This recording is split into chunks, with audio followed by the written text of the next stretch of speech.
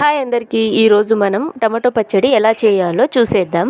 ఎండతో పని లేకుండా 30 నిమిషాల్లో చేసుకోవచ్చు. ముందుగా టమోటాలను బాగా కడిగి తడి లేకుండా తుడుచుకొని చిన్న ముక్కలుగా కట్ చేసుకొని మందంగా ఉండే కడాయి తీసుకొని 2 టేబుల్ స్పూన్ల ఆయిల్ వేసి అందులో టమాటో ముక్కలు, చింతపండు, ఎల్లిపాయలు, కొంచెం సాల్ట్ వేసి ముక్కలు మెత్తగా అయ్యేంత వరకు మధ్య మధ్యలో కలుపుతూ అడుగు అంటకుండా చూసుకోవాలి. ఈ ప్రాసెస్ అంతా మీడియంలో చేసుకోవాలి. ఇక్కడ చూడండి, ఆల్మోస్ట్ టమాటో అంతా మెత్తపడిపోయింది. ఇప్పుడు కారం, పసుపు వేసుకొని ఒక 5 మినిట్స్ అలానే వదిలి, 1 స్పూన్ మెంతులు, 1 స్పూన్ ఆవాలు వేడి చేసి పౌడర్ లాగా చేసుకోవాలి. వేరే ప్యాన్ లో ఆయిల్ వేసుకొని వెల్లుల్లిపాయలు, జీలకర్ర, ఆవాలు, ఇంగువ, కరివేపాకు వేసుకొని చల్లారనివ్వాలి.